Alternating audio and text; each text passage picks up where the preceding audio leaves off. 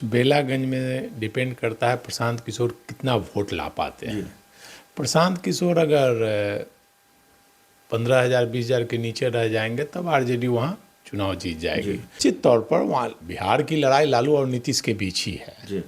दोनों साथ हों तो भी और अलग हो तो भी लड़ाई दोनों के पिछले आप 35 सालों से 34 साल हो गया, 35 साल बिहार की राजनीति बस जेपी आंदोलनकारी नेताओं के इर्द गिर्द घूम रही है, खासकर पिछड़ावाद नेताओं को जो 90 के बाद मंडल और कमंडल की धारा चालू हुई तो उसी के इर्द गिर्द घूम रही है। उसमें इस बार प्रशांत किशोर ने एक उम्मीद की किरण जगाई है कि पिछड़ावाद का किला ध्वस्त करेंगे वो।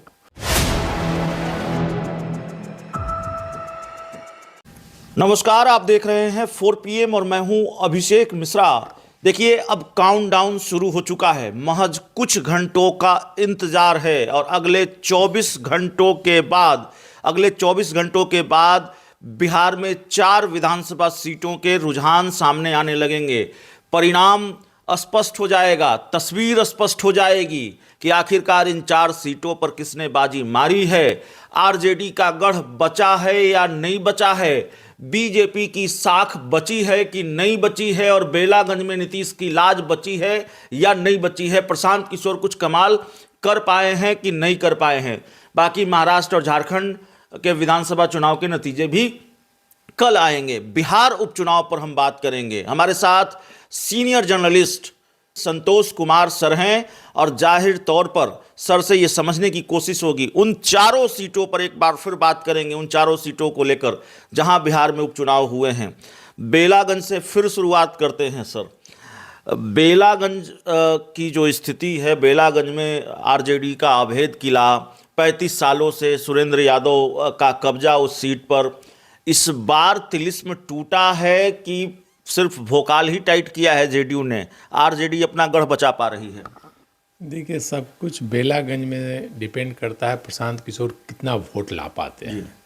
प्रशांत किशोर अगर 15,000 20,000 के नीचे रह जाएंगे तब आरजेडी वहाँ चुनाव जीत जाएगी। अगर प्रशांत किशोर 30,000 के आसपास वोट ले आएंगे तो फिर जेडीयू वहाँ चुनाव जीत जाएगा।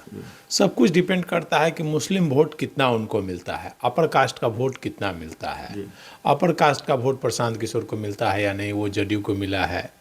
जैसा कि अपर कास्ट के वोट में विभाजन वहाँ हुआ है, खासकर भूमिहार वोट में, तो वो डिपेंड करता है कि कितना वोट किसको मिला है। लेकिन अभी भी पलड़ा वहाँ पे सुरेंद्र यादव का भारी दिख रहा है और लड़ाई जनता दल यू और आरजेडी में है। ये यार यूं कहे कि लड़ाई लालू नीतीश के बीच हो गई। लालू यादव ने आखिरी वक्त में मोर्चा संभाल लिया। निश्चित तौर पर वहाँ बिहार की लड़ाई लालू और नीतीश के बीच ही है।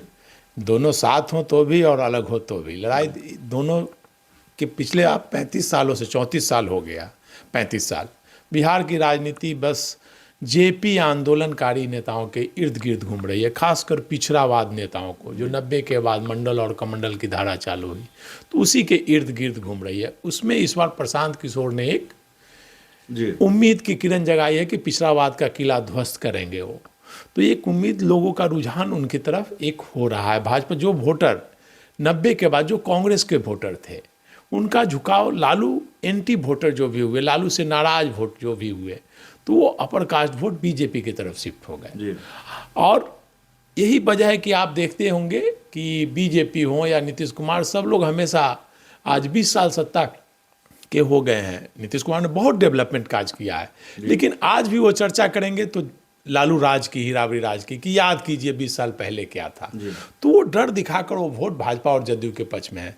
लेकिन प्रशांत किशोर ने एक उम्मीद की नई किरण दिखाई है तो लोगों का झुकाव उनकी तरफ हो रहा है। अगर ये वोट शिफ्ट हो जाता है उधर तो फिर भाजपा और जदयू किनारे हो जाएंगे। फिर लड़ाई में लेकिन लालू और सामने बीजेपी हो, कांग्रेस हो या प्रशांत किशोर। बेलागंज में भीतरघात भी कोई फैक्टर रहा है क्या? क्योंकि आपने पिछली चर्चा में यह भी बताया था कि जिस तरह से अशोक चौधरी को कमान दी गई, पार्टी में ही उसको लेकर आपत्ति, नाराजगी। निश्चित तौर पर बेलागंज में जो अशोक चौधरी जी ने जो वोट दिया, बयान दिया था जहानाबाद और गया में भूमिहार समाज को लेकर के, उसको लेकर के वहाँ नाराजगी थी और भूमिहार समाज का था कि नहीं, अशोक चौधरी को सबक सिखाना है। इस कारण से बेलागंज में भूमिहार वोट, मतलब बहुत कम ही भूमिहार वोट है जो जदयू को मिला है। ज़्यादातर मतलब प्रशांत किशोर और आरजेडी को मिल गया है, जबकि भूमिहार वोट आरजेडी को बहुत कम मिलता है। अपर कास्ट का वोट, और 90 के दशक के बाद जो लॉग मंडल और कमंडल का दौर शुरू हुआ उसमें लालू को नहीं मिलता है। लेकिन वहाँ जहानाबाद में भी अब भूमिहार वोट ने सुरेंद्र यादव को दिया, बेला में भी दिया, तो ये एक चेंज दिख रहा है। एक चेंज दिख रहा है। अशोक चौधरी जिस तरह से मोर्चा संभाले हुए थे या फ्रंट फुट पर थे बेलागंज में, अंदर खानी ये खबर आई, आपने भी बताया दर्शकों को कि जेडीयू के अंदर भी नाराजगी है कि क्यों उनको कमान दी गई। निश्चित तौर पर वीरेंद्र यादव हो गए, बाकी कई नेताओं ने बोला कि जब उनसे नाराजगी है तो क्यों उनको वहाँ की कमान वहाँ क्यों भेजा जा रहा है, दूसरे को भेजिए, दूसरे को कमान दीजिए, उनसे ऑलरेडी नाराज हैं लोग। तो उसके बाद फिर अशोक चौधरी के बाद बाकी नेताओं को उतारा गया, संजय झा, ललन सिंह, नीरज कुमार, सभी नेताओं को वहाँ भेजा गया पैचअप के लिए। लेकिन एक बार होता है कि भाई एक बार नाराजगी हो गई तो हो गई, तो उसका खामियाजा जेडीयू को भुगतना पड़ सकता है। तो जेडीयू को बेलागंज में खामियाजा भुगतना पड़ सकता है। बेलागंज का जो भी रिजल्ट होगा, सर जेडीयू हारे या जीते, क्या इसका असर जेडीयू पर भी होना है व्यापक तौर पर? देखिए, निश्चित तौर पर बेलागंज चुनाव अगर जेडीयू हारती है, केवल बेलागंज नहीं, बेलागंज के बाद अगर जो स्नातक विधान परिषद का चुनाव तिरहुत का हो रहा है, ये दोनों सीट अगर जेडीयू हारती है तो उसका प्रभाव आगामी गठबंधन पे पड़ सकता है, और हो सकता है नीतीश कुमार आने वाले समय में गठबंधन से अलग होकर नया रास्ता गठबंधन से अलग होने को लेकर नया रास्ता ले सकते हैं। ये सर